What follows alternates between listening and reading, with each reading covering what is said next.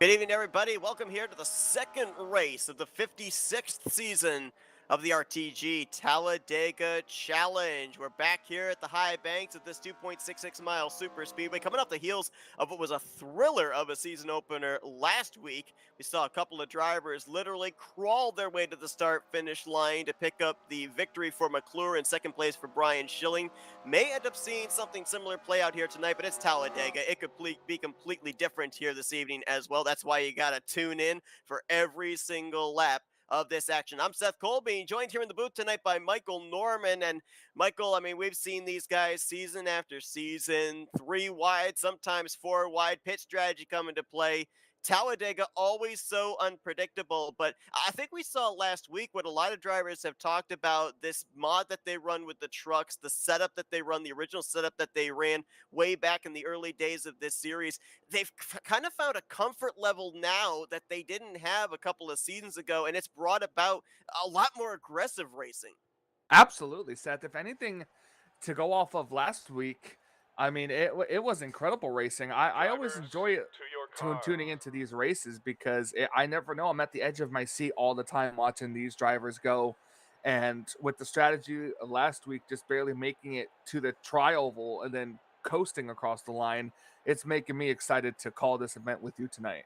Now, I talked about last week being the first race of the season. It's kind of a clean slate mentality for the drivers. If they make a mistake, if they get taken out in a wreck, okay, there's always next week. And of course, they've got 9 regular season races, including tonight, to be able to make their way into the playoffs. So, kind of a stepping ground for drivers if they have a good run or maybe not have the best of performances. Now the stage has been set. Now these drivers have got a race under their belts. How does the mentality change here now with the second race of the season? Well, you got one race under, so you kind of know how the race is going to go. If Drivers, it start gives you a your perspective of, well, engines. if this happens at this time, then it's going to be a fuel mileage race. If this doesn't happen at this time, then we'll have a shot at trying to get up some fuel strategy, some pit strategy to try to make sure we have enough to make it to the end. So as these drivers pull out onto the racetrack right now, going through their mind, it's kind of just a what if scenario. They have an idea, but it's not set in stone. You talk about strategizing. Another strategy you have to have is hope that the Enter 2003 qualifying gods are on your side week after week, with, of course, them now having the random qualifying here in the RTG Tally Challenge. So your starting lineup here tonight, done by random generation. On the pole position, going to be the former champion Bob Seminary. He'll be alongside of Bobby Farrell. There's a heck of a front row right there. Brian Schilling, last week's runner-up. He's going to be rolling off on the inside of last week's winner, Chuck Mcclure. So that's row number 2. Glenn Harris, Jason Scheck, they're in row number 3. Richard and Martin and Manny D going to roll off in row number 4. It appears that the 710 and Manny D may be dropping voluntarily to the back here. So the top 10 will be completed by John Godfrey and Dave Melson. Row 6 finds Tom Dixon and Chris Elliott. Jeremy Jeffries and Ron Hagelin, they're back in row 7. Row 8 with Ken Roberts and Josh Metallic. Row 9 is where we'll find Wayne Gribnow and Milt Surratt. Donnie Garrett and Brian Lavelle, they complete the top 20. Wiley Coate and Jessica Shelton, they're back in row 11. Row 12 finds the former champ Joe DeSpirito and Doug Hulick. Then you got Kelly Causey and Greg Palmer. They are back in the, I believe that is the 13th row. Bernie Mobbs and Cy Jones, they're going to complete the top 30. Billy Elliser, Rodney Sullins in the row following. Then Mark Paglia, Tim Nofsker, Dave Cannon, Pat McCarsky, and Sean Prime. They bring up the rear of the field. Looks like 38 trucks going to take the green, 36 trucks going to take the green flag here tonight. Bob Seminara, under normal qualifying standards, usually we'd see him up on the pole position, and the random generator puts him on pole for this one. We'll see how he's able to keep that 712 up towards the front the entirety of this race. 66 laps await these drivers here tonight as they make their way out of the tri-oval to the start-finish line down here, and we're underway here this evening in race number 2. Man, you talk about the random qualifier and having luck on your side. You mentioned it earlier, Seth. Sean Prime back here 2 weeks in a row. He had one of the last draw for the qualifying spot. So But like we said, it's Talladega. It doesn't really matter where you start; it's where you finish. Qualified 41st with the random generator last week, and then of course as mentioned here tonight, qualified back in the 36th position. So I mean, man, give that guy a break, give that guy some track position. But he did very well last week despite not starting up towards the front of the field. Brought it home in the 16th position. As battle for the lead, we got Seminara jump to the top to pick up Bobby Farrell. That leaves Brian Schilling and Glenn Harris to try and lead that inside line. We know in the early going that middle line is where everybody wants to be, but as the numbers start to migrate to the bottom and to the top, that middle line does lose momentum. So be interesting to see here out of the gate just when drivers elect to make their moves, because we had a couple of early cautions in last week's season opener. Yeah, absolutely. Looking back through the field here, we already have one truck that has lost the pack. Didn't quite get a good start. That it was Manny D in the 710 back here. And as you can see, these drivers already going 3 wide, trying to take the runs with them where they can get them. And just look at this. Like I said, this is one of the reasons why all of us enjoy tuning into this. These drivers, one of the best I've seen on NR, just being able to hold it 2-3 wide. That Dale Jarrett looking throwback from Mark Paglia, the 28, is the truck leading that extreme outside line. He's got Dave Cannon, Sean Prime right there with him as well. I believe that is also the 23 of Doug Hewlick and the 22 of Greg Palmer. So there's some really good super speedway racers up there. And look at this. They're going to gain some more numbers. That's Despirito jumping up there. Shelton jumps up there trying to make out who that truck is just ahead of him. That's the 00 of Kelly Causey. So that third lane, what is it, 2.5 laps into this race, already formulating. It's got some fast trucks up there as well. And look at there, even through the center of the corner, look at the gains that lead truck of Shelton is making.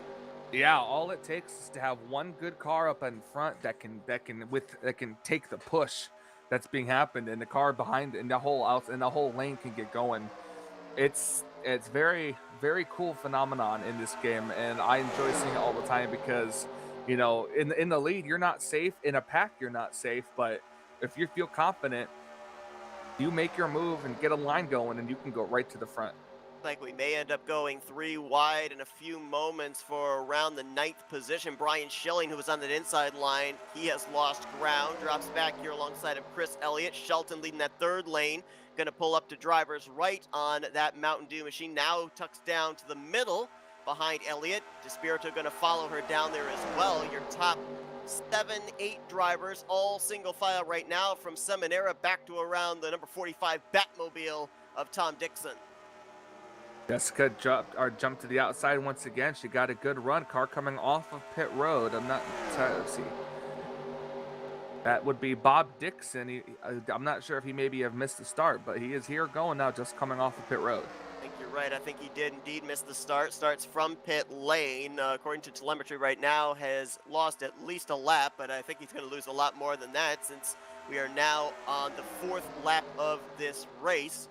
So a tough break there for Bob Dixon. Of course, here with the RTG rules, every caution brings about 2 lucky dogs. So he is guaranteed to be able to get the lucky dog pretty much under every caution we have here, unless drivers run into issues. Oh, speaking of issues, that's Shelton blowing up. It is. The 48 going to get out of harm's way right there in the tri-oval. Great job by everyone to avoid her. Great job by her in one of the toughest places to get to the apron, to get out of everybody's way. But Shelton, that would be day done for the 48 truck. Yeah, the engine's still running, so it's definitely something mechanical, the smoke coming out of the back of that 48 machine. But it's a very, very tough break for her. She was making moves trying to get up to the front. Definitely was leading that 3rd lane towards the front. They had gotten up to around the 8th position at the time. Everyone scattering through the tri-oval to avoid her. No caution as we stay green here. Seminara continues to lead, and Shelton had, I believe it was an 18th place finish last week after starting out in the back in 37th. Was en route at least right at that moment before the engine expired of making her way up inside of the top 10. And if I'm not mistaken, I believe that another driver had something similar happen to them with a mechanical problem last week as well. I believe it was Bob Dixon, the 143, who ended up having a mechanical problem. And we're not really used to seeing that nearly as much in super speedway racing. But 2 weeks in a row now that a driver has ended up having some kind of an engine failure. Yeah, absolutely. And like I said, tough break as Chuck Mcclure now, last week's winner, tries to go to the inside of Bob Seminara. And you got the outside lane coming too. They're coming. The outside lane's coming pretty quickly here. I wonder who's going to lead the lap. It's going to be very, very close here. Look at it, 3 wide. Oh, I think we might have something in the back. We do. Caution, I think, is out. Oh, Oh, big wow. accident. Couple of people flipping. That is Milt Surratt in the 80. The other one, I believe, is the 043 of Brian Lavelle. Caution out for the first time here tonight as Surratt continues to barrel roll all the way over in the middle of 1 and 2. Oh, yeah, high rate of speed. All that speed's got to dissipate somehow. And there were a lot of drivers, I think, that got bits and pieces of this wreck as well. We've had a couple of scares here in the first few laps of this race. The Shelton engine failure in the middle of the tri-oval, and now 2 trucks flipping at the start-finish line. And tell you what, it's kind of interesting too when you think about that, because last week, if I'm not mistaken, if not the first, the second caution of that race was due to a truck flipping at the start-finish line. So are we just replaying the script here 1 week later or something? I don't know. I have no idea. But I do have a question for you, Seth, and a kind of an ironic point, if I may. On a scale of 1 to 10, how religious are you? Like 10. Yeah. So, wait, just as engine blowing up or mechanical failure, I happen to notice that came on lap 6 of 66. Okay, moving on. Oh, you just take my joke. I get the joke. Boo this man in the comments. Anyway, let's take a look at a replay here of what happened. Oh, wow. Dave Cannon, I don't know if he got an uneven bump from Milt Surratt there coming out of the trial, but that Domino Chevrolet just shot to the left, and it's a long, wild barrel roll for Milt Surratt. We, of course, saw Brian Lavelle up and over also. Yeah, that looked to be a bad bump as I'm looking at the replay as well. Man, the 80 car just launched over the 043. Certainly did. Let's take a look at see if we can pinpoint the other drivers that were involved in this also. Johnny Garrett's in the middle of that in the 77. Oh, we also had, is that the 38? Yeah, Dave Melson, the Wonder Bread Chevy Silverado. He was collected. Not as many trucks as I originally thought. I saw a lot of drivers scattering, so I thought we'd have more drivers getting bits and pieces. Right now, my count is only at 4. Anybody else got just a little bit of it there? I think I saw another truck spinning down to the inside. That might have actually been Dave Cannon. Interested to see how the 31 of Bernie Mobs made it through here. Well, I'm taking on board with him then. Hanging back just a little bit as the wreck happens in front of him, and that's a really, really wild camera view. A couple of guys did a good job getting through that. 39 of Josh Metallic, you see him just up ahead, that yellow and green machine, the defending champion. Oh, gracious. Yeah, that leaf filter's gutter protection. Number 31 of Bernie Moms. That is a heck of a job getting through that wreck. Caution out for the first time here tonight. It's going to be a big break for Bob Dixon, who's going to get one of the 3 laps back that he lost after starting the race from pit road. Dalton has taken her truck back to the garage area, as we suspected. Engine trouble causing her to DNF here tonight. Milt Surratt looks like he is still in this race. They have been trying to repair that car as best as they possibly can. 043, I believe, landed back on its wheels. I think I remember seeing Brian Lavelle continuing on through 1 and 2, so not sure how much damage he sustained. I do know for certain, though, that 80 truck is going to be off the pace, because you could clearly see there was even roof damage just above the driver area. On the left side of that roof, it was all caved in, and normally that part of the truck does not get repaired. You got to continue with that damage the entirety of the race. Yeah, that's very, very tough break.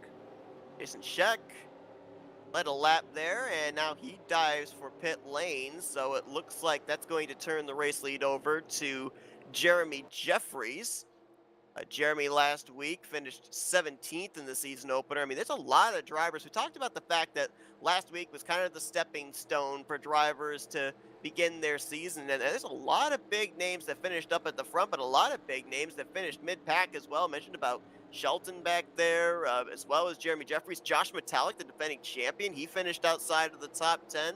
John Godfrey, a winner from last year, as well as Ken Roberts, they finished outside the top 10. I mean, even Joe DeSpirito finished outside of the top 20 back in the 21st position, a guy that we're used to seeing consistently finish up inside the top 5, if not find victory lane. I mean, usually one of the best when it comes to winning here in the Tally Challenge Series. So a couple of guys slipped up last week, and we'll see if they can mount some comebacks here today. And a big reason why those slip-ups took place, and I think we're going to be following that storyline the longer this race goes on, is the execution or the lack thereof, the mistakes that are made on pit road during green flag pit stops. Yep, absolutely. Pit stops here. Jeremy Jeffries first out. Bob Seminara up here too. I mean, I'll tell you, that was a heck of a run there. They had just started their stretch of 3 wide right before this accident happened. So some really good, exciting racing early on here. Definitely is. We appreciate everybody that's tuned in here tonight to the Flatout Racing Network's coverage of the second race of the 56th season. I still can't get over that number, 56 seasons of this series. Here tonight for the RTG Talladega Challenge.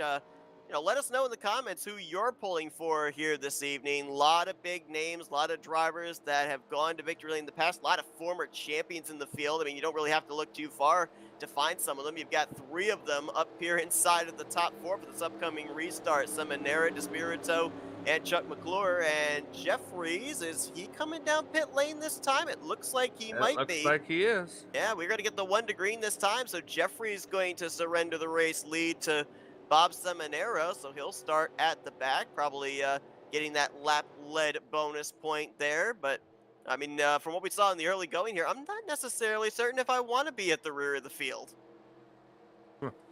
Yeah, I mean, but you never know. Staying at the rear of the field could be beneficial. Helps avoid accidents, but, it's still always a 50-50 chance. Got a Chris Elliott in the chat here tonight. Chris Elliott fan, and right now he's going to be rolling off from the 11th position for this upcoming restart. Behind this current top 10, Seminara the leader, Joe DeSpirito to his outside. Then it'll be Chuck Mcclure and Bobby Farrell in row 2. Richard Martin and Kelly Causey in row 3. Mark Paglia, John Godfrey, Brian Schilling. Actually, Chris Elliott is going to roll off from 10th place there, as apparently it did not update when the 8 car came to pit road. So Elliott will complete the top 10.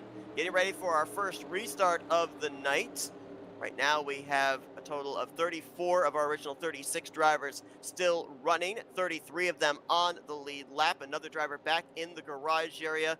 That's going to be the 80 of Milt Surratt. So he'll finish 35th. Shelton, mechanical problems have her finishing 36th here this evening. And I've got the feeling they may not be the last drivers making that hard left-hand turn to the garage area. Still a long ways to go here tonight at Talladega.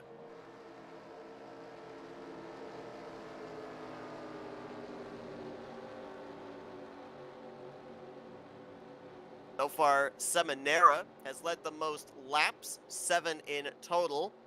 2 laps led for Ken Roberts, 1 lap led apiece for Jeremy Jeffries and Jason Scheck. Those laps were led under this pacing period.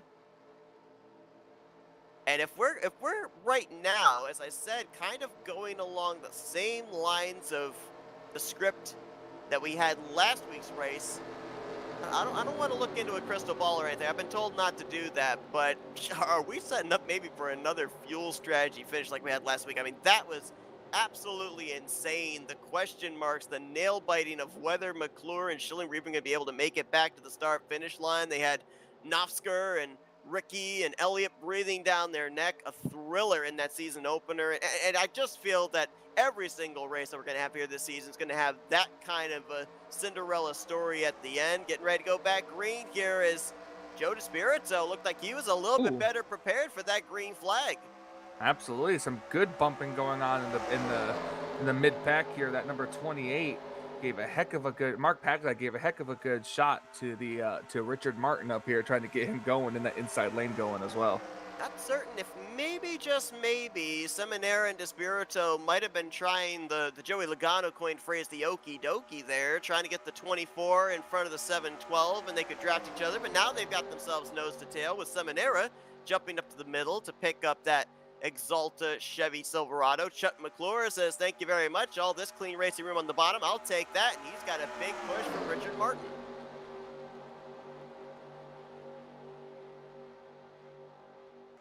Oh, Richard Martin! Oh boy, I just saw that. He got Wow. real on the apron there. Man, what a save by the 43. And he saw a lot of drivers scattering behind him. Metallic and Jason Scheck getting ready to take evasive maneuvers just in case that truck snapped out on Richard. That was a great job by DMAR to make sure that that thing kept pointed in the right direction. And credit to Mark Paglia behind him. I believe he breathed the throttle to give Richard Martin enough time to gather that thing back up. That could have been calamity in the center of the tri-oval. Yeah, absolutely. And you see the outside lane going a little bit. Everyone's trying to jump up in front of each other. That's going to stop the momentum a little bit. But as you can see, the trucks, I believe it is the front 8, the top 8 single file again, like before, running that middle line. And honestly, it's roughly about the middle line that has the most grip. That season after season, drivers will even fight double wide to be in that lane between the bottom and top white dashes or the hash marks there. Didn't really see a whole lot of that last week, but we may end up seeing it here this week, as now Billy Elliser in the 26th. He'll move in single file in 10th. Rodney Sullins follows him through along with Bernie Mobb. So it looks like at least now almost the entire top 15 have all gone single file. And now these drivers, they've got the pre-race jitters out of their system. They've had that first caution to be able to settle down. Now we're starting to settle into the long green flag run, and that's when these drivers now start to turn their minds to green flag pit stops. And, you know, maybe even more so difficult to make green flag pit stops at a super speedway than it is to just be out there racing. Wreck on the back straightaway. Big wreck. I saw somebody on their side. Tom Dixon, Ken Roberts, and that is Wayne Pribb now in the 14. Is the caution out? It is not, as that was towards the rear of the field when the trucks came back up the racing surface. We've seen this before when the spin takes place below the double yellow line that is considered off the racing surface and usually does not warrant a yellow. So 3-truck incident that does not bring out the caution. We stay green flag racing for the time being. Well, it seems, I'm not sure if Bob Dixon might have been a part of that, but it seems like he might be losing the draft here, and he just got the lucky dog in the last caution.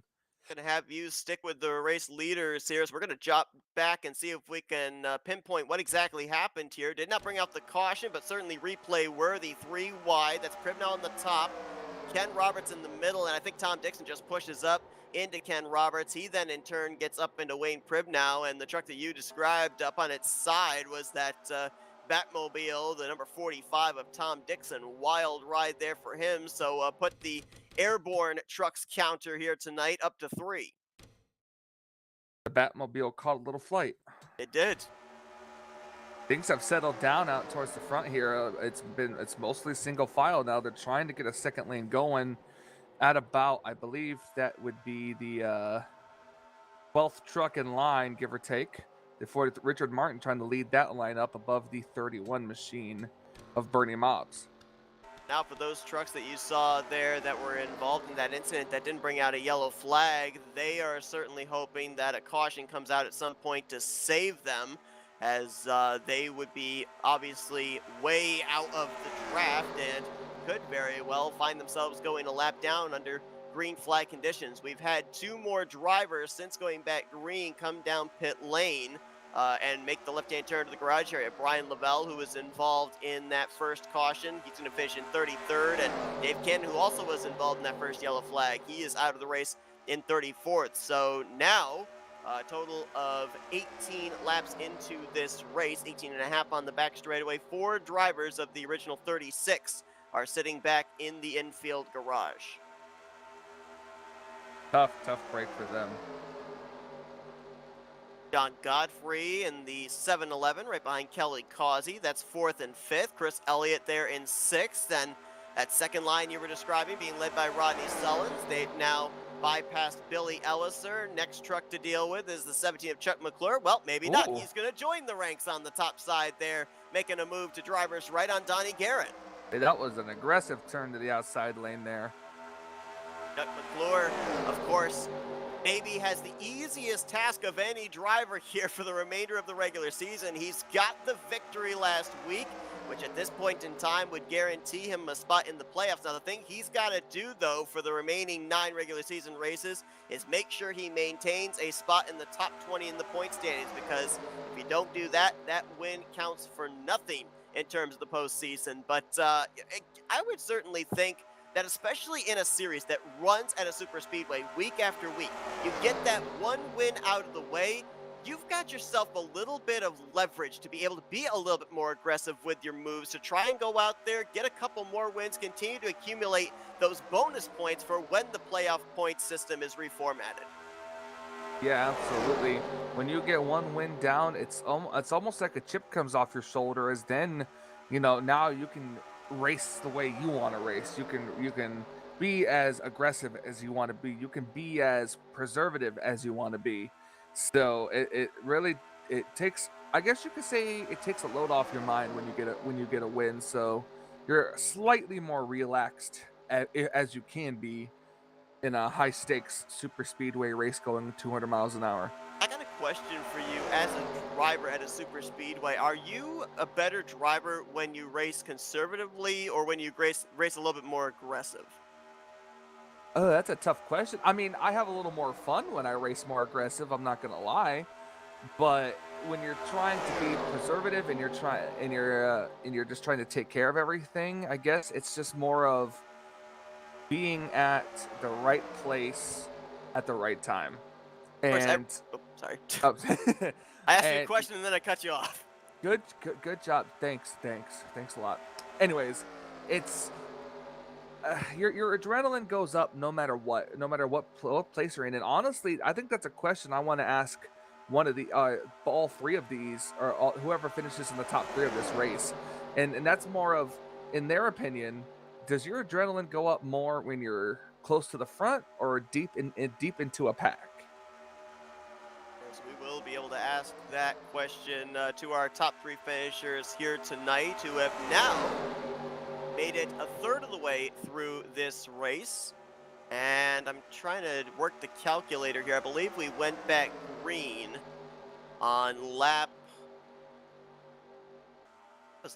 13 or 14. So these guys, they've still got a ways before they have to hit pit road. Fuel window somewhere in the realm of 19 to 21 laps for these drivers. And so seeing when these drivers elect to come to pit lane, who they elect to come to pit road with.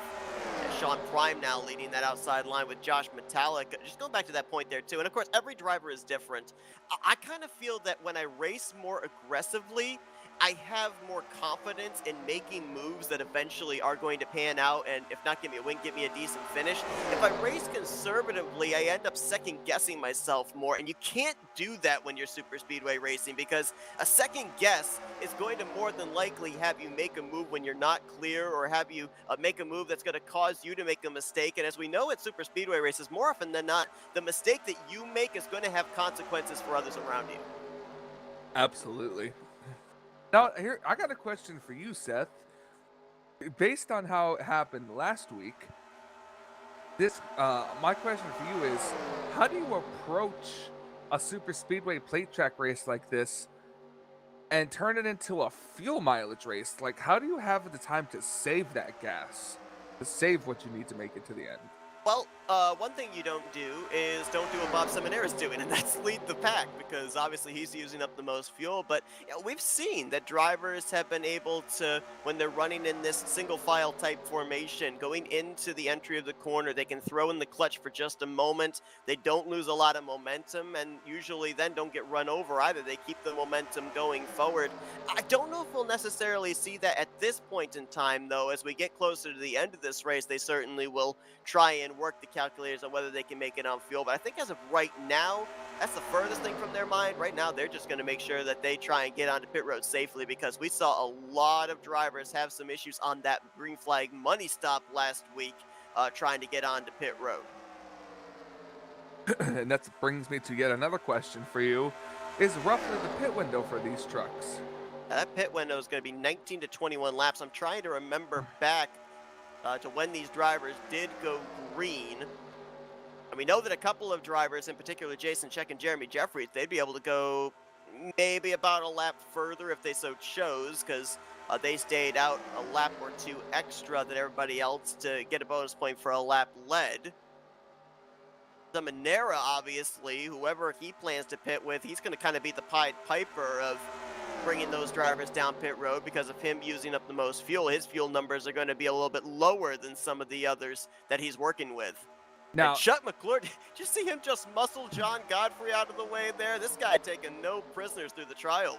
hey, like you said, he's got a win under his belt now, so he's trying to race as aggressive as he wants. And my other question for you is actually, you know what? Oh, never mind. I remembered now because you said that. You almost made me forget.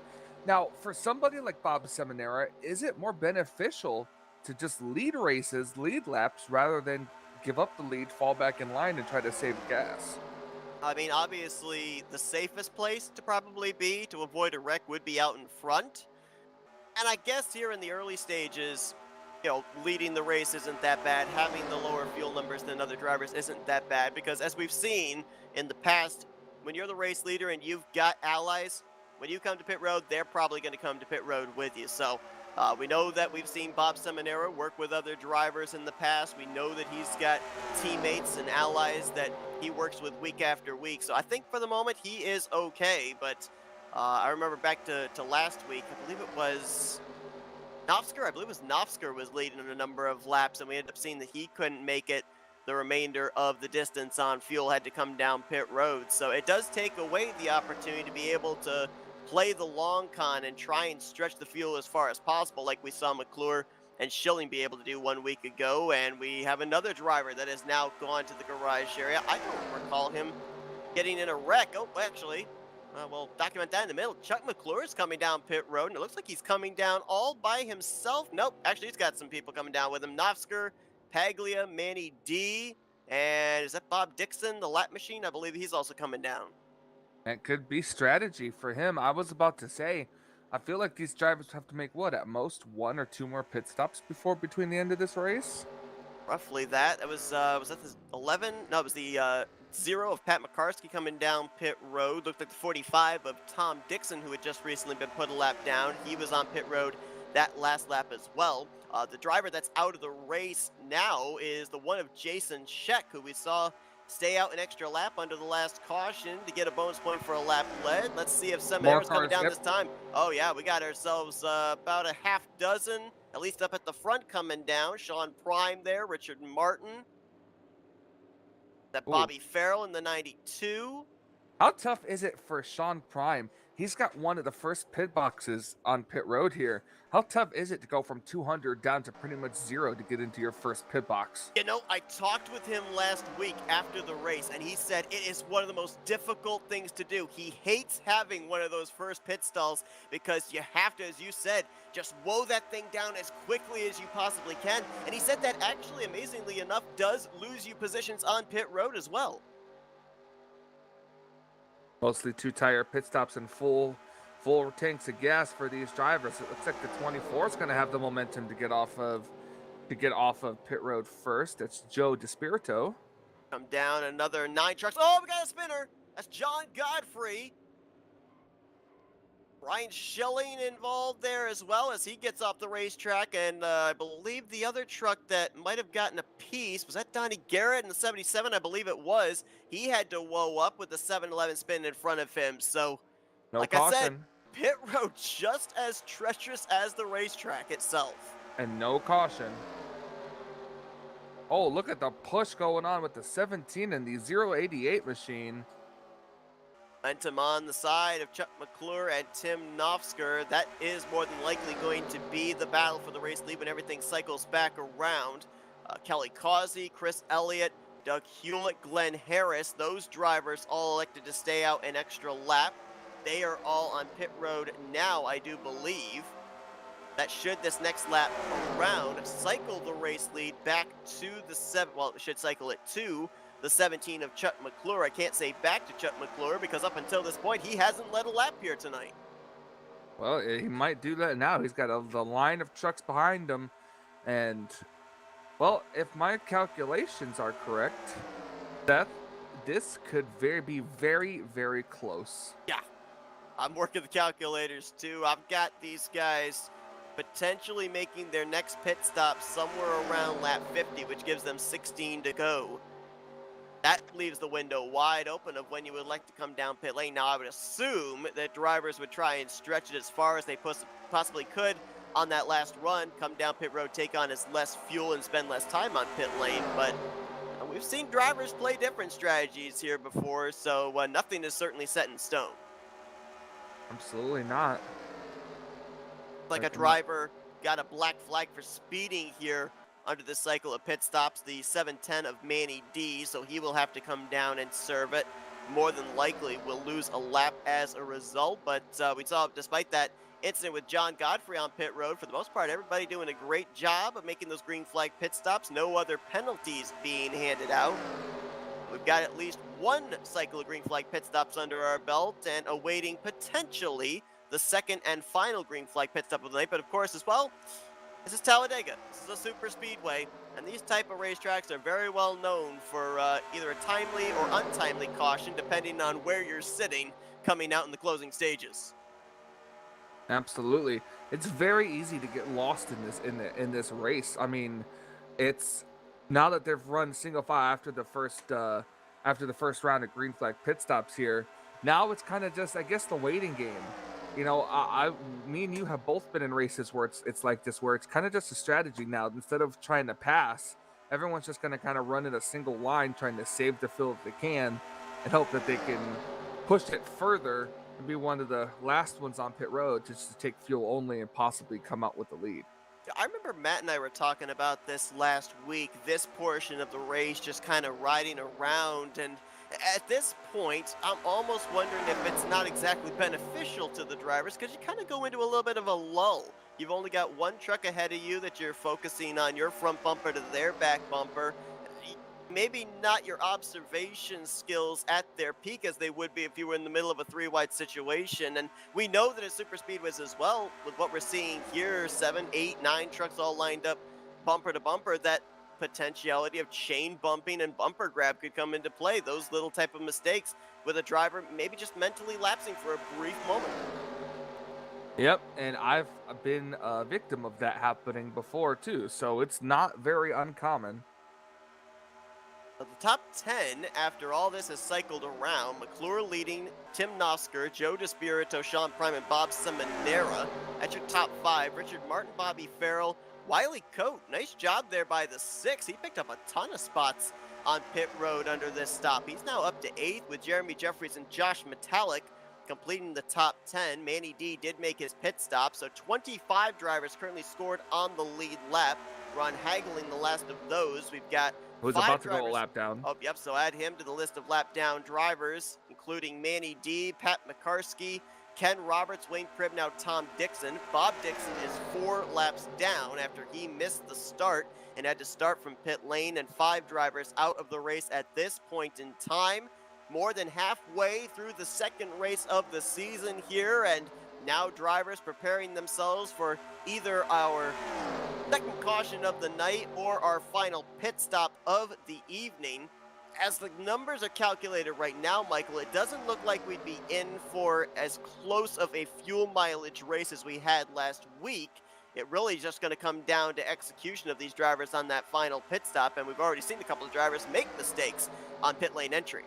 Yeah, and that's come down to probably that first caution coming out at the time that it did, and the lap that it did. It probably messed up a decent amount of fuel plant strategies for these drivers. Sorry, I was slightly having a stroke there.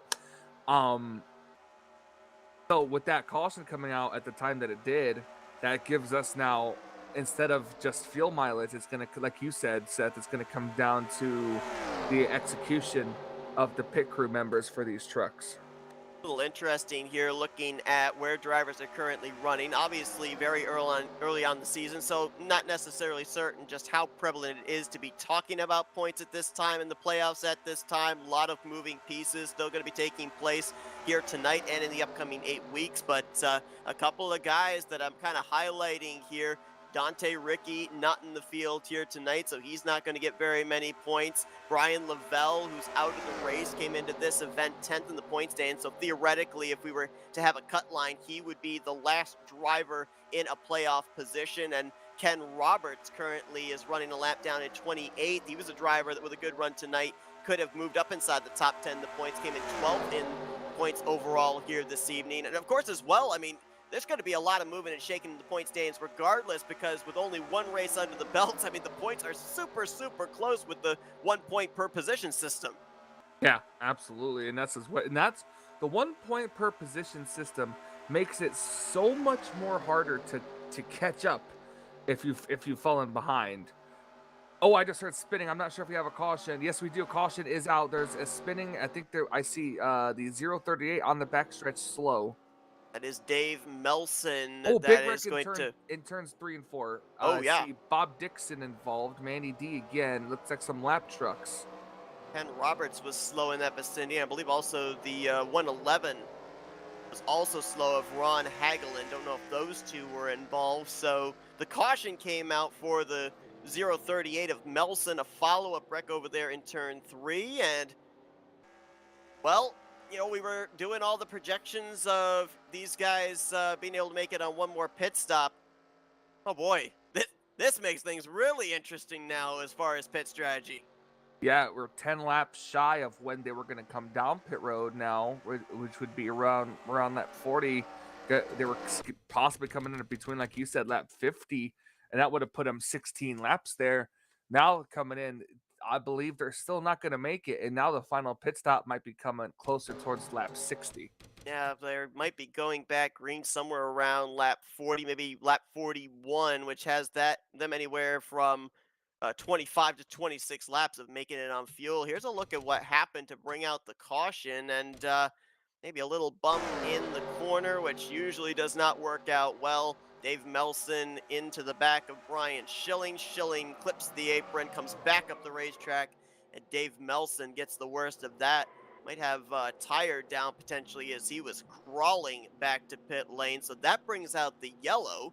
Then we head over here. It is raced back with every one of these cautions. And so racing back to the start finish line, Manny D. Oh, Donnie Garrett was also involved in this in the 77. See if we can pinpoint where the contact begins. And I believe it was Dixon and Manny D getting together in the entrance to turn 3. Had some lap trucks that were up in this lead group. 710 and the 143.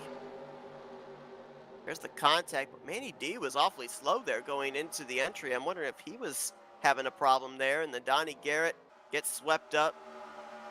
Ron Hagelin gets swept up. This is also going to be interesting because I believe, have to double check, but I believe that Ron Hagelin was in line for one of the two lucky dogs being involved in the wreck. I don't know if he would end up getting the free pass as a result. Probably not. Some series have where you're involved. If you're involved in the wreck, then you are not eligible to be able to take the lucky dog.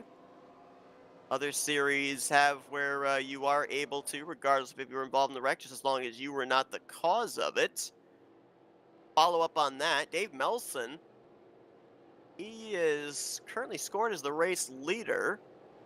Not certain if he came down pit road there when they came to get the caution, but it doesn't look like it. That rear bumper is still quite a bit dilapidated on the right rear quarter panel.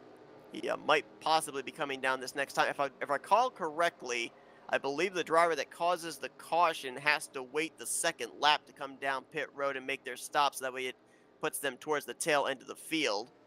Joe DeSpirito won the battle off of pit lane, so I believe he is going to be the one, be the leader when we go back green. No, actually, Bob Seminara is running ahead of him, so our scoring did not update itself there. Here come all the lap machines down pit road this time, so it will cycle the lead to the 712. The pole sitter Bob Seminara. Joe DeSpirito would be second. Third place will be, I believe, Mcclure, and then Prime and Richard Martin. That's going to be the top 5 when we go back green. So working our second caution of the night. 40 laps completed here at Talladega.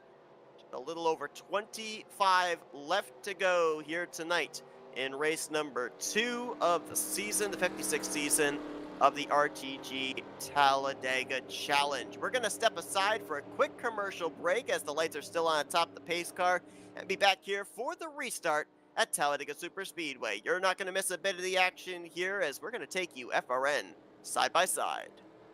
Welcome, race fans. This is Paul Page, the voice of IndyCars. And today we're excited to present another IndyCar event brought to you by the Dark Horse IndyCar Series.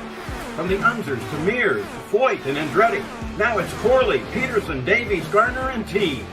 You can expect high speeds, incredible wheel-to-wheel action, and intense drama that you could only get in an IndyCar. So sit back and enjoy your favorite drivers from all over the world take the track. Dark Horse IndyCar drivers, start your engine.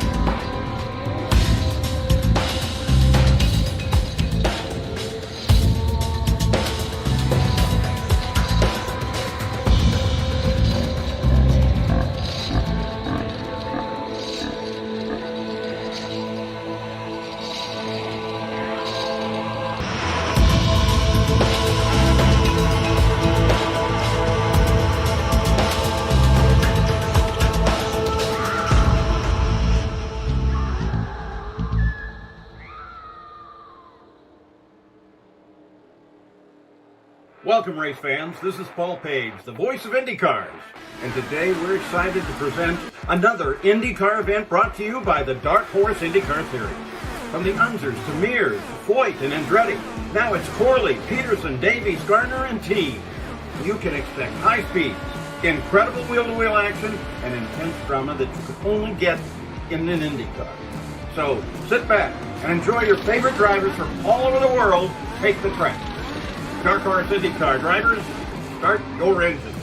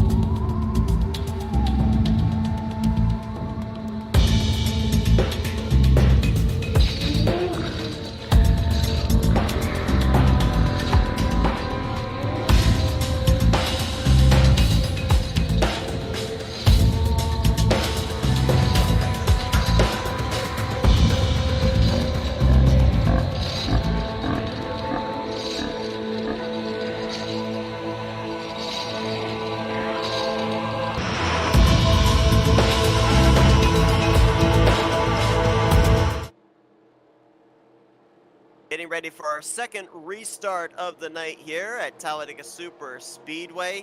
Going to be officially 24 laps remaining here tonight with Bob Seminara back where he started on pole alongside of Joe DeSpirito for this upcoming run to the finish. Chuck Mcclure, Sean Prime in row 2, Richard Martin, Bobby Farrell, row 3, Tim Knopfsker, Jeremy Jeffries, Rodney Sullins, and Josh Metallic. That's going to complete the top 10. Our lucky dog drivers under this most recent caution, Pat McCarskey, Ron Hagelin. So 25 drivers on the lead lap as the flagman's got the green flag in his hand. It is now waving over the hood of Bob Seminara. And again, another great jump for the 24 of Joe DeSpirito.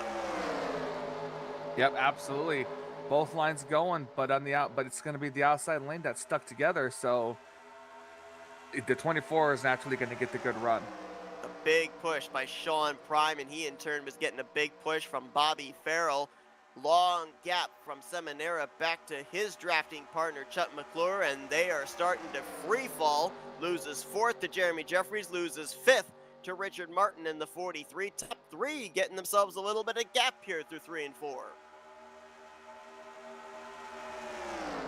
Like a driver may have had an issue on the start. We'll follow up on whether the penalty has to be served. There was a black flag issued for the 9 of Chris Elliott, but sometimes with these double file restarts, if somebody doesn't get going on that outside line and you pass them before the start finish line, even though you're staying in your lane behind the driver ahead of you, with the in-game cautions, normally the admins end up clearing that black flag. So it looks like the 9 has not peeled off pit lane. Yes, the black flag was cleared, so Chris Elliott good to go. Also update, the garage area continues to fill up. Mandy D, Bob Dixon brought their trucks back into the infield. So 29 drivers still running. That brings our total up to 7 drivers so far that have DNF'd in tonight's event.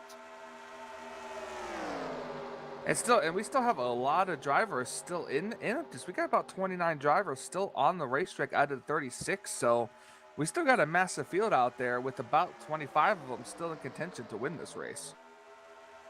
Last week, the driver that led the most laps was Tim Knopfsker, led 28 laps and finished in the 4th position. Bob Seminara, who's now dropped back to the 7th spot, he's led the most laps here tonight, 24 in total.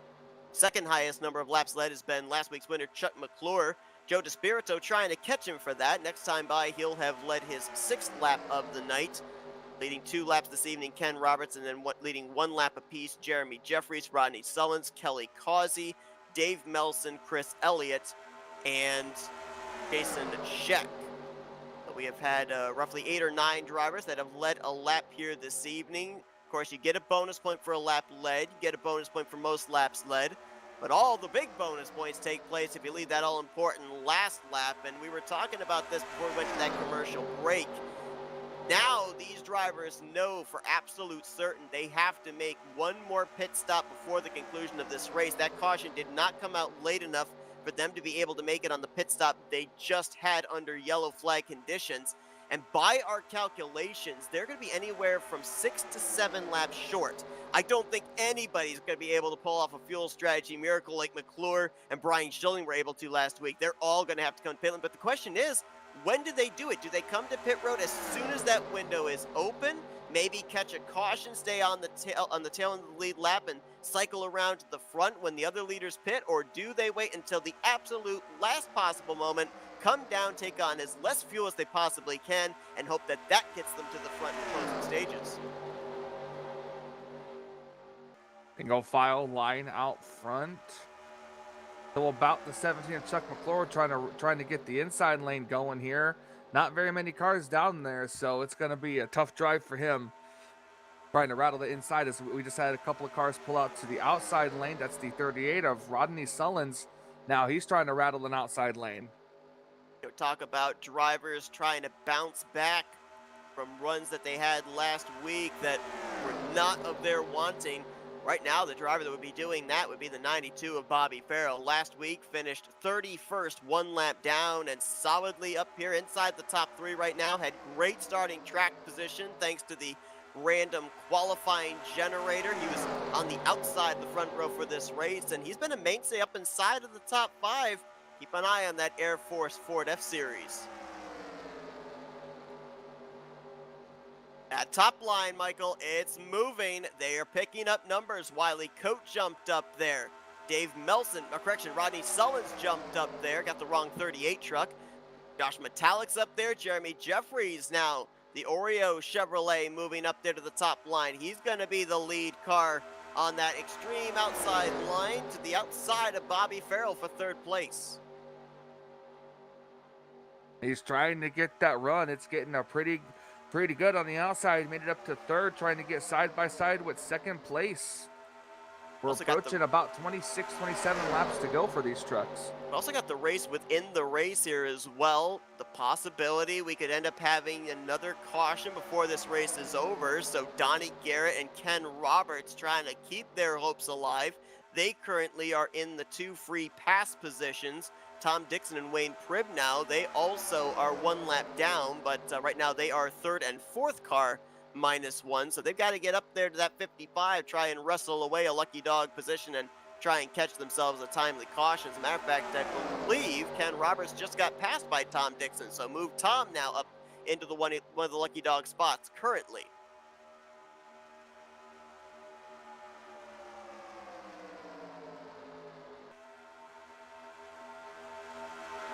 Not hard to miss that neon green number 6 Castrol machine of Wiley Coate. Highest running Dodge in the field right now. Woo! Almost some contact behind him.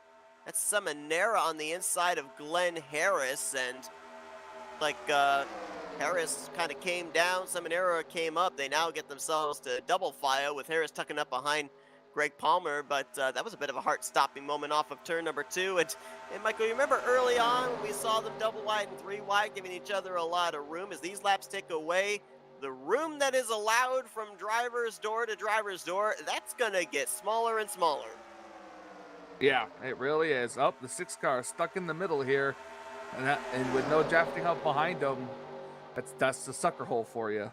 We see the middle line normally is the line that moves, but to your point, with no drafting help, it takes on the typical super speedway aspect of you're going to the back and both lanes on either side are going to move on by you at a rapid amount of speed. I mean, look how quickly he's dropping back there. 3, 4, 5, 6 positions lost in just that last half of the straightaway alone. And now Richard Martin gets kicked to the middle groove. We'll see if he can latch onto the draft of Bobby Farrell and stay up here, or if he's going to suffer the same fate.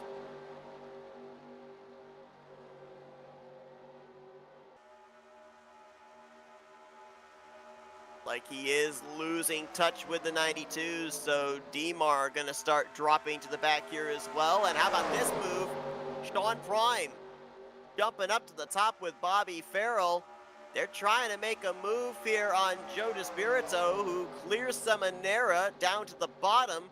And that third line continues to charge forward. Jeremy Jeffries has got himself up to 3rd, maybe up to 2nd here going into turn 3.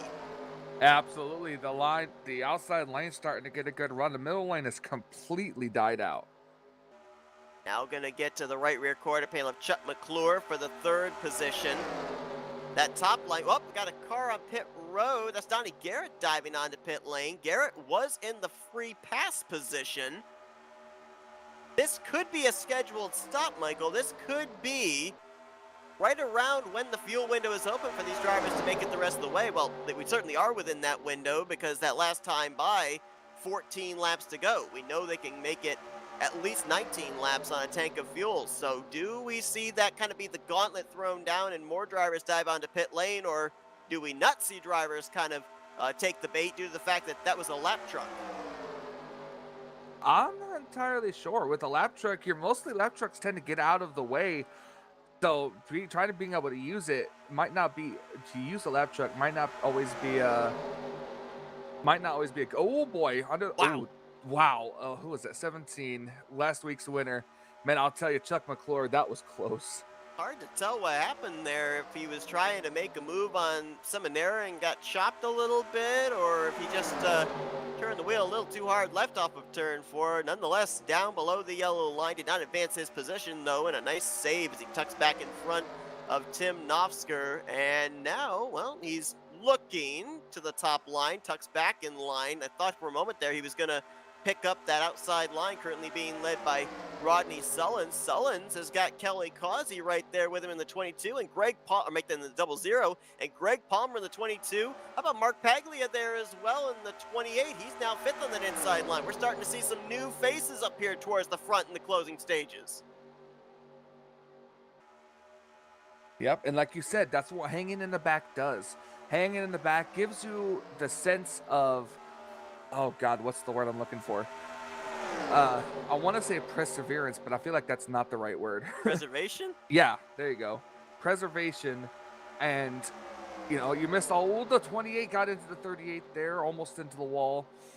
But 17 almost door banged the 712 there off the corner too. Now is the aggression's really going to pick up. We're coming close to 10 laps to go, and these guys still have to make another pit stop. Push is coming to shove. Side drafting is turning into slam drafting. These drivers right now are doing what they call the setting up for the final pit stop of the day, and that's usually when the aggressiveness really kicks up. Drivers realizing that a position or two they pick up on the racetrack could translate to 3 or 4 positions they could pick up on pit road and get themselves a net gain of about 6 spots. And that could be the difference between a finish just outside the top 5 and a race win, as got some trucks moving up to the top side to get out of the way. Pat McCarsky, who got the lucky dog under the last caution. Donnie Garrett, who was just recently on pit lane. And also Cy Jones in the 7. That Sunoco Chevrolet has been on the lead lap all day long, but going to fall a lap down to the leaders late in this one.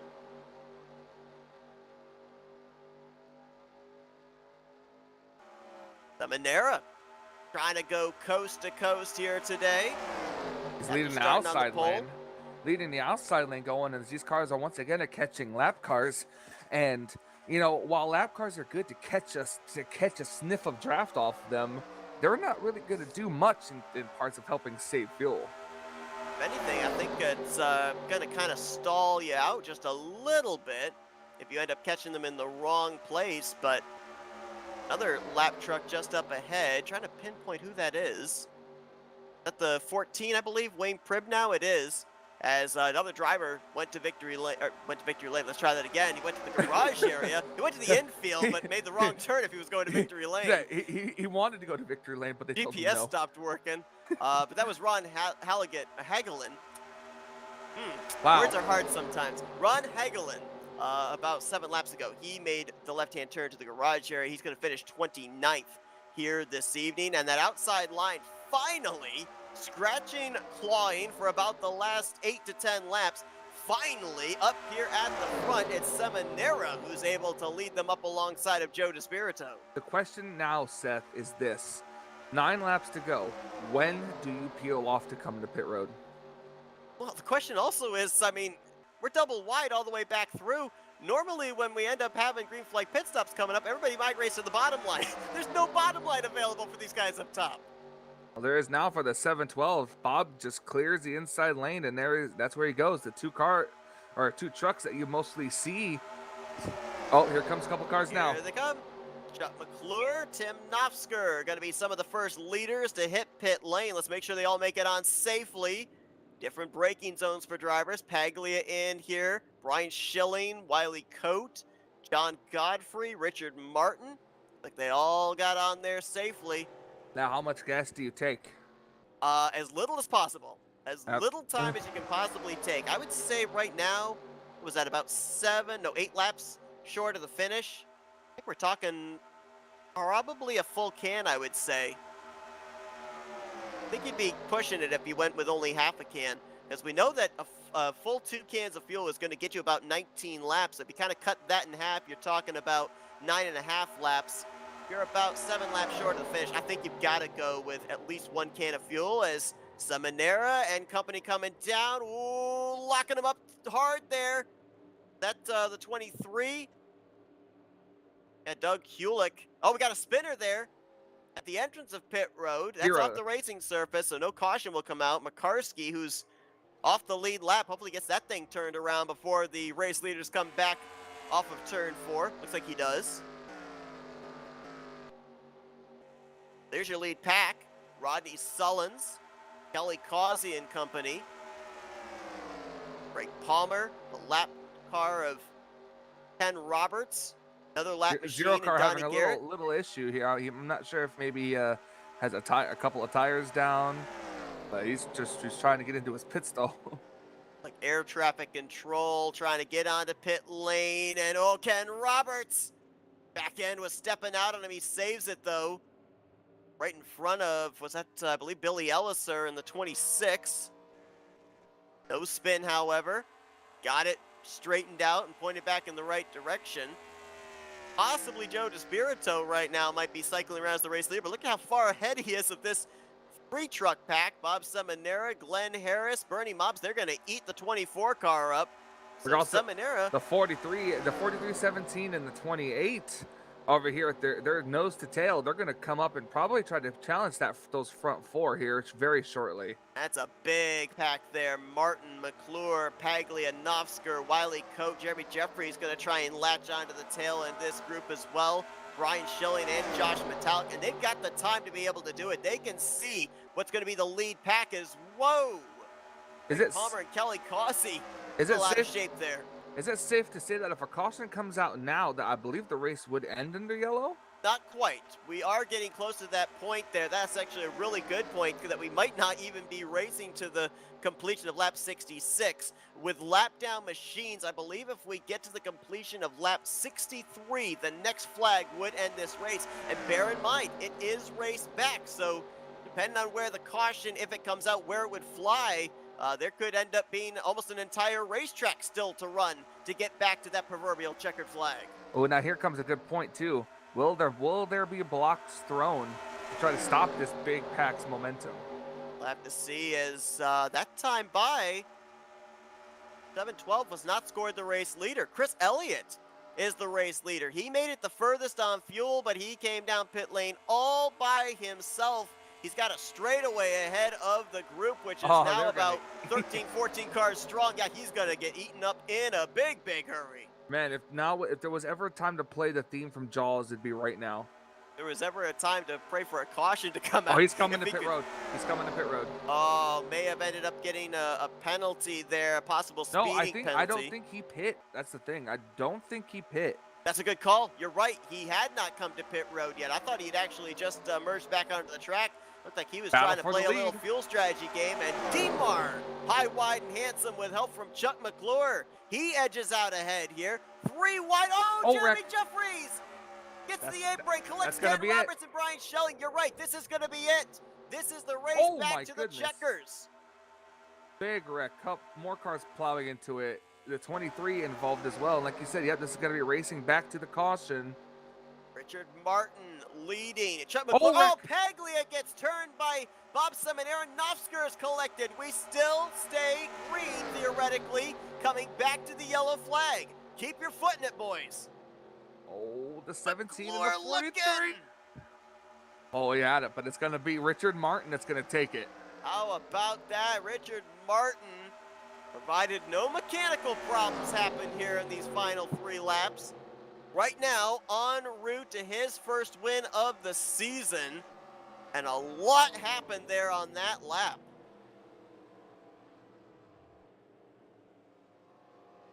First incident started with the 8 of Jeremy Jeffries, who right now, racing back to the caution, crossed the line in the 15th position. Like he may have gotten a bad bump, maybe some bumper grab there. I mean, at that point in time, you just can't lift. If you're into the back of somebody's bumper, you're committed to being in the back of somebody's bumper. 55 of Ken Roberts. Oh no, he was moving down, was Roberts. It was bumper grab of Jeremy Jeffries off the back of Rodney Sullivan's. Nowhere for last week's runner-up finisher, Brian Schilling, to go in. Oh well, and now see what your reaction was about. Schilling getting propelled couple 100 feet more down the back straightaway. Not sure who it was that clobbered him. 23? Oh, it was. Yeah, it was. It was the 23, I believe. That bring our airborne car count up to at least 4, well, 5, because the 23 actually caught some air as well. And these guys are coming around to get 2 laps to go under the yellow flag. So Looks like it's going to be pending any issues. Richard Martin, Chuck Mcclure, and Bob Seminara are our top three. Need to show you replays here of the incident that brought out the caution, and then the incident later on, turn 3. Here's the hit that Doug Hewlick took in the 23 car. Race back to the caution, so nobody's going to lift. They know there's an incident, and they know that there's positions and points to pick up.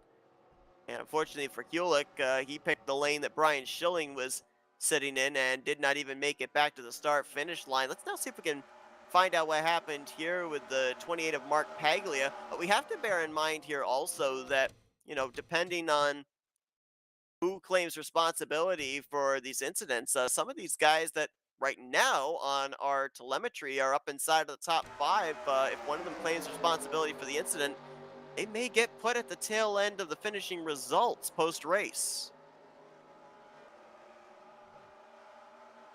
Looked right there, just not a lot of room being given between the 28 on the top side and the 712 on the bottom. Tim Knopfsker nowhere to go, and we are in a moment are going to just take the half lap from turn 1 all the way to turn 3, maybe to turn 4 with Josh Metallic, because he not only missed the initial caution. Oh, we have somebody blowing up too. That is, I'm not sure if he was part of the wreck, but Brian Schilling in the 4? Yeah, that's the one that went airborne on the backstretch.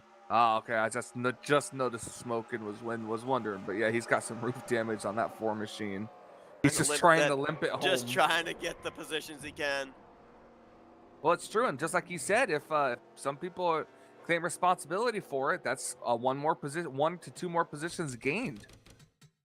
Maybe from that second angle, 712 of Seminara might have pushed up just the least little bit. All right, this is what I was wanting to go and take a look at. This is on board with last year's champion, Josh Metallic. An adventurous ride here on pretty much the last lap of green flag competition. Watch how he avoids not only the first incident, but the second incident here.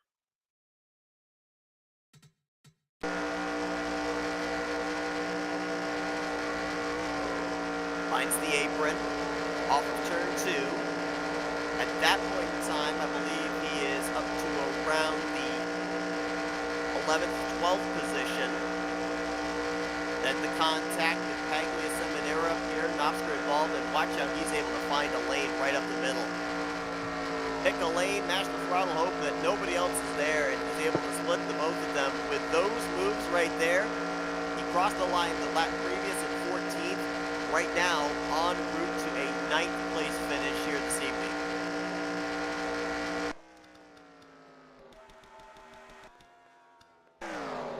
Watch him go by down the back straightaway here on the white flag last lap. Richard Martin's got to be smiling ear to ear behind that helmet. Richard Martin last week finished in the 14th position. Subsequently came into tonight's race in a two-way tie with John Godfrey for 13th in the point standings.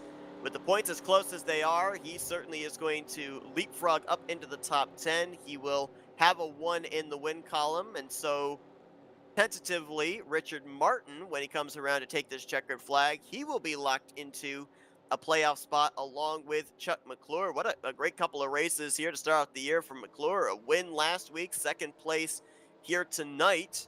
Bob Seminara, strong performance here this evening as well after starting on the pole.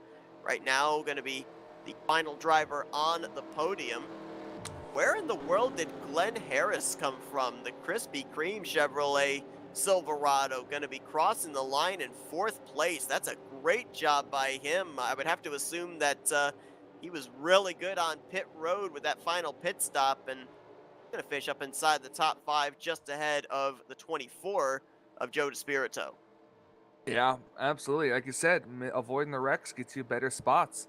And as they're coming to the checkered flag, it's nice to see Richard Petty paint scheme machine going to victory lane. Yeah, how about that? Richard Martin going to victory lane here tonight at Talladega. As the rest of the field makes their way across, there you saw the smoking 4 of Brian Schilling. Like he's going to finish in 21st place here tonight. Richard Martin getting congratulatory bumps all around. He's really getting pushed around. He is. Jeffries pulling alongside. Rodney Sullins looking to do the same. And in just a few moments, Rodney Sullins will be bringing his car to the start-finish line, or his truck, I should say, and getting ready to start the celebration here this evening at Talladega Superspeedway. Rest of your top 10 finishers, Bernie Mobbs, saw have that great miss of a wreck early on in this one. Going to bring it home 6th place. Rodney Sullins will finish in 7th. 8th place for Wiley Coe. Josh Metallic saw that on board with him to finish in 9th. And Billy Elliser going to bring it home in the 10th position. And now through the tri-oval, Richard Martin going to bring that Chevrolet down to the start-finish line and use up what's left of those Goodyear tires in celebration here this evening. So far, Chevrolet with back-to-back wins on the season. McClure and Richard Martin. Ford, Toyota, Dodge still looking to break into the win column. They'll try to do that next week, and we now take a look at our finishing results from this evening's event. The full finishing results, a couple of names outside the top 10 that ran really well here today. 00, Kelly Causey. 22 of Greg Palmer. Bobby Farrell fell back there in the closing stages. 13th place for him. Tim Nofsker, Jeremy Jeffries, those drivers we know were involved in those incidents on the final lap, and they're going to finish 14th and 15th. John Godfrey in 16th. Cy Jones in 17th place. Chris Elliott, Sean Prime, and Dave Melson, they'll complete the top 20, and then the rest of the drivers that finish the race on the lead lap will be Brian Schilling and Mark Paglia. 22 drivers in total finishing on the lead lap. 4 drivers off the lead lap: Donnie Garrett, Tom Dixon, Pat McCarskey, and Wayne Pribnow. And then drivers that finished in the garage area: Doug Hewlick, Ken Roberts, Ron Hagelin, Manny D, Bob Dixon, Jason Scheck, Brian Lavelle, Dave Cannon, Milt Surratt, and Jessica Shelton. Well, we've had 2 entirely different races here in the first 2 races of the season. Last week it was all about fuel strategy. Here tonight it was all about positioning yourself to head back to that point of no return caution. Means that next week, more than likely, we're going to have an entirely different finish from the 2 previous races. That's just the beauty of superspeedway racing at Talladega, as we now head into our post-race coverage here for the RTG Talladega Challenge, and it's time to talk to some of our podium finishers here this evening. We say we kick things off with a guy who started on pole and brings it home 3rd place tonight. That is Bob Seminara. Hey, Bob, it's Michael and Seth up here in the FRN booth. You got us? Yeah, what's going on, boys? And a wild one here tonight. That 712 looked pretty speedy, though. Led the most laps here this evening after starting on the pole. A couple of times kind of got shuffled back there to the latter half of the top 10, but kept fighting and clawing your way up there to the front. I mean, was looking like the car to beat. What little more did you need to be able to be that first truck back to that caution flag to win this race here tonight? Yeah, first pit stall there, I had the pole. So, yeah, that's not good on the green flag stops. And, we were short on fuel. And the other guys caught us, and they were making a run. And I kind of got pinched there in the middle. So I got bullied there going into 3. So that's where the wreck there at the end. So I just held my line. And then it was pretty much just follow the leader. I'm happy for DMAR to win that. And but yeah, we had a real good race. It was fun. Now I got a question for you, Bob. As majority race leader today, we've seen you up at the front a lot. When it comes to green flag pit stops like that, my question to you as a driver is this: does it what means more, leading the most laps and risk being one of the first ones to have to come down pit road so early, or giving up the lead and kind of trying to fall into a pack to save a little bit of extra fuel? As far as, yeah, I wasn't really thinking like that. No, I want to lead, and some of the other guys, they have a tendency to peel off first, and then we stayed out longer. Um, that's really not fuel mileage is really not my thing. I'm going hard all the time. Just having that front pit stall helps you under caution, hurts you under green. But we salvaged pretty good there. I think Chuck and maybe Demar and a couple others took a full can. I only took a half, along with Joe, and it was going to be tight. So, so they got their run on us there at the end, and then, we had some bullying going on. We had the wreck. I hate that for some of the guys, but we got top three, and that's that. And Bob, oh, go ahead, Michael. I got one more question. Me and Seth were talking about this during the race. From a driver standpoint, does your adrenaline get going more like when you're leading a pack, or when you're kind of more in like the middle of a pack? Uh, Leading late, definitely. My heart's coming out of my chest. I don't. When you're in the middle of the pack, you're just watching so many things. It's not really the excitement thing. It's really just thinking so much what the next move is. So it's really like two different things. You're up front, you're just checking the mirrors, trying to see where the lines are, but only at the end there, then your heart's really pumping. I mean, the last time that we broadcasted this series back in season 52, Bob, you guys in qualifying were able to go out there and set where you were in the field based off of the lap times you laid down. Now, an entirely different landscape with this lotto qualifying. Now, here tonight, kind of looked like, as if you had actually gone out there and laid a lap. We're used to seeing you park that 712 on the pole position, but go back to last week, you ended up rolling off the grid in the 32nd position. I mean, how does this lotto queue change up your strategy week after week? Just how much of an effect does that cause? Yeah, it changes it a lot because it changes on the track as far as your tendencies and how risky you want to be. And then when you're pitting, it's a whole different thing. You got guys coming in while you're coming out. It's hard to get down pit road when you're qualified all the way in the back there. Went through a lot of that last year. Um, but we still had a good run. But yeah, tonight, yeah, being up front like old times was really good. Set the pace and had that one bad restart, didn't get a push on the bottom, and we, took my medicine. We went to the back or mid pack, and then we got back up there with some help. And yeah, pit road makes a big difference. The starting spot, you're back there with there's guys in front of you that aren't really used to being up there, and pit road is chaos sometimes. Well, a great start to the season nonetheless. Last week, seventh place finish, and tonight, third place finish. So back to back top tens. Point stands are in. You jump up to second in the overall stands heading to next week. So congratulations on that. Maybe we'll see you be able to get that victory next week. But until then, we're now going to hand the mic over to you for some thank you sponsors and shout outs. Yeah, thank you guys. I hope we put on a good show. Yeah, I want to thank Mobs Motors. Um, the guys in FRN and of course RTG, Sean, David, all the admins, and it's a great place to watch. The 3Ds at the job I used to work, and my new buddy Q, and yeah, that's about it. And yeah, we're gonna go for it next week too. That's Bob Seminara. He's your third place finisher here tonight in the second race of the season. Once again, congratulations on a great run. Hopefully, we can see you keep up this consistency next week. Thank you guys. Let's see if we can now get our second place finisher here tonight. Back to back podium finishes for the former champion Chuck Mcclure. Hey, Chuck, it's Michael and Seth up here in the FRM booth. You got us? How's it going, guys?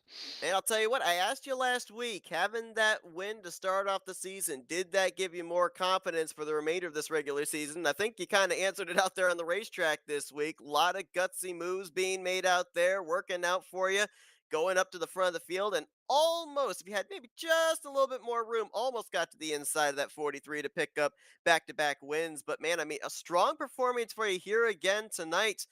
Really seems like this 17 car, the 17 truck, you can put it wherever you want and make forward progress. Yeah, we try to, and of course, it helps having teammates like Mark and Tim and Brian Schilling. They really did a lot to get Demar and I up there to first and second. I hate what happened to them back there. I'm not sure yet, but I know they didn't finish where they were running. Yeah, it was a lot of fun watching you guys out there. And like you said, first last week, second this week, keeping up on the good finishes right there, Chuck, is that you definitely can see a possible championship in the future for you. Now, tell me, what was your most heart wrenching, or I get what am I trying to say, most adrenaline filled moment out there tonight? Uh, well, I suppose I was getting blocked maybe a little aggressively, and I wasn't real happy with that. So I let the guy know it with bumper language, I guess. Now we've ended up seeing here in the first two races of the season, we've been seeing maybe a lot more airborne trucks in this case than I recall in the past when you guys were running the Cup cars. I mean, is that the setup? Is that you guys are a lot more confident in the moves that you're making that's leading to this? Is it just the trucks themselves? I mean, it's kind of seeming like the hits and the wrecks are a little bit more violent. Yeah, well, they're a little deceiving. They drive a lot nicer than the cars, and they suck up a lot faster. And of course, things happen a lot worse when it doesn't work out. So, yeah, I think that's why you'll see the carnage a little bit more this year than last.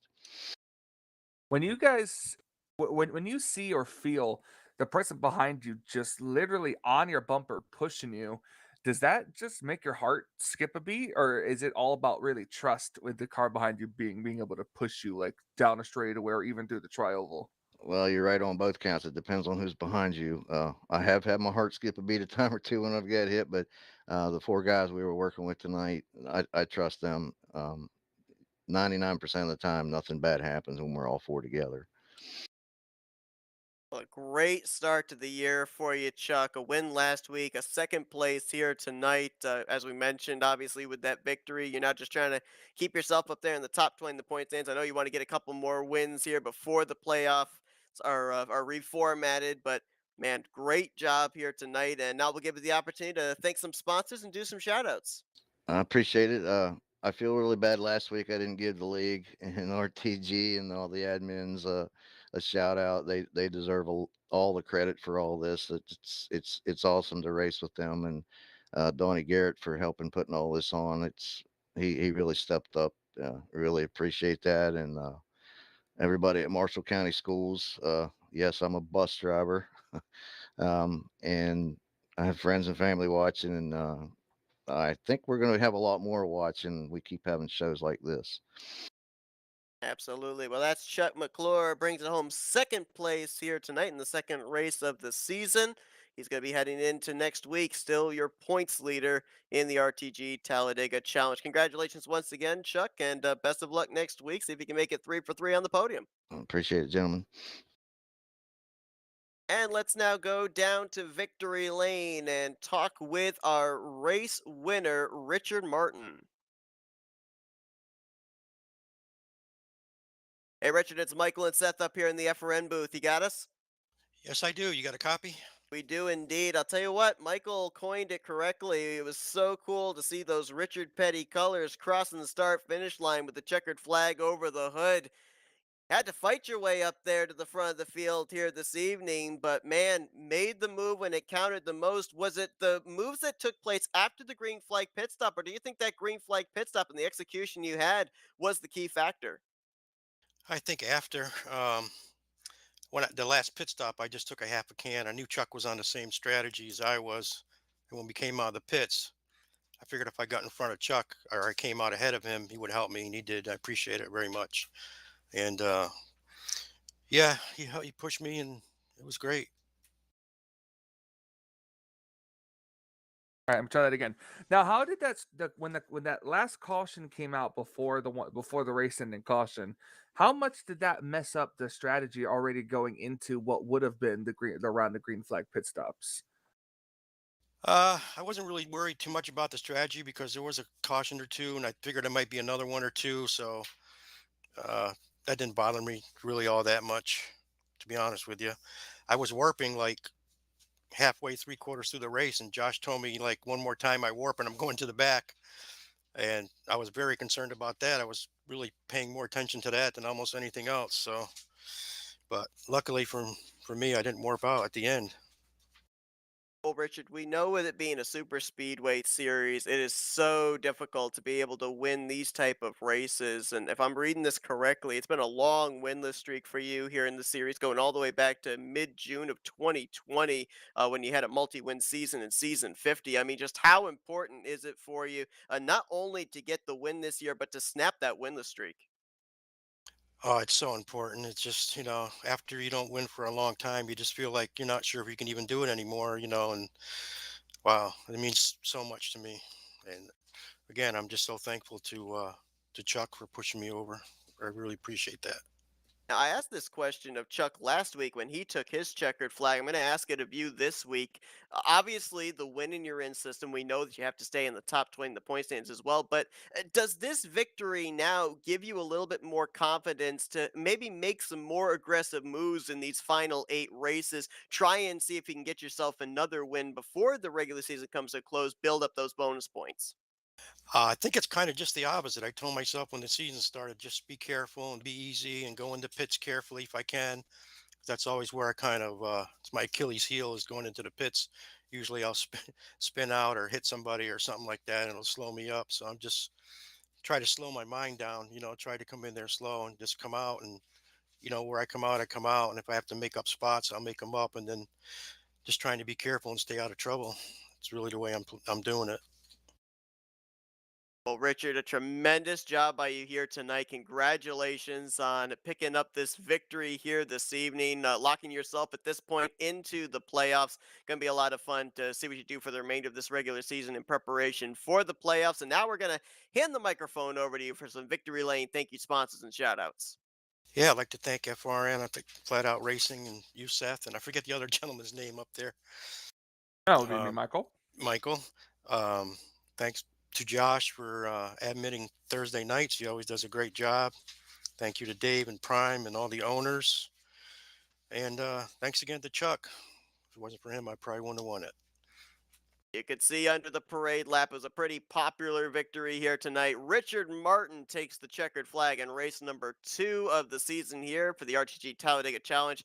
Congratulations once again, Richard. Well deserved, and best of luck here for the remainder of this regular season.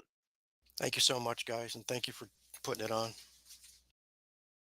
So the celebration continues for Richard Martin. I mean, you could just hear it there in his voice, Michael, just the relief. I was going back looking through each one of the seasons trying to find his last victory. Could not believe that it was almost 2 years since his last victory here in the series. We've seen him in the playoffs season after season, but he's had to point his way in. And I mean, has to be such a load off the shoulders of a driver when you know that you've got a truck, you've got teammates that are capable of getting you up to the front. You just can't close out the deal. Yeah, it's very nerve wracking for sure. That's the thing. If you can get it done, you get it done, and it's just so much of a load off your mind. But for those who are still searching for that win to try to get themselves locked in, it's going to be the first thing on their mind every morning when they wake up. I'll tell you what, obviously, the finish of tonight's race was different from last week, but some of the trends were quite similar in the first 2 races of the season. Richard Martin here tonight, winning the race, only led 4 laps. Last week, Mcclure led 3 laps en route to his victory. The driver that led the most laps tonight, Bob Seminara, finished in third. Last week's lap leader winner, Tim Knopsker, finished in the fourth position. So it seems like, I don't know, is the trend to not lead the most laps and you're going to be the one that ends up being parked in victory lane? I don't know, because I don't know if drivers, with it being super speedway racing, if they really look at the numbers, since usually races are very different, but there's kind of some mathematical trends going on here. Couple here and there. Maybe Bob should take a note and maybe try not to lead as many laps next week. Well, up at the front's usually the safest place to be. A lot of drivers will tell you that, so might not take that advice just to make sure he gets to the checkered flag in one piece. But next week we are going to be continuing on the season. 2 races in the books. Chuck Mcclure, Richard Martin making some early plans for the playoffs. Who will join them next week, or will one of those two maybe get their second win of the season? We will be finding out next Thursday night with the green flag flying at 9 p.m. Eastern Standard Time. Hope you guys will join us for that. Michael, a thriller here tonight. Yes, it ended under caution, but we had to race back to that caution. Appreciate you joining me up in the booth. I do feel like I jinxed it because we did talk about what would happen if this race ended under caution. So, I'll take the blame for the race finishing under caution with that little jinx. But it's always fun up here. I'm so glad I got the opportunity to come back and join you up here, Seth. It's always a pleasure. Absolutely. Been a lot of fun here tonight. Once again, thanks to everybody for tuning into our coverage here tonight. Second race of the 56th season of the RTG Talladega Challenge. We'll see you guys next Thursday night. Until then, for Michael Norman, I'm Seth Cole. You've been watching another broadcast courtesy of the Flatout Racing Network. This broadcast is the copyrighted work of Flatout Racing Network and may not be rebroadcast, retranslated, or used in any form without the express written consent of Flatout Racing Network and iRacing.com Motorsports Simulations. Flatout Racing Network would like to thank you for your support, and we hope you enjoyed tonight's broadcast.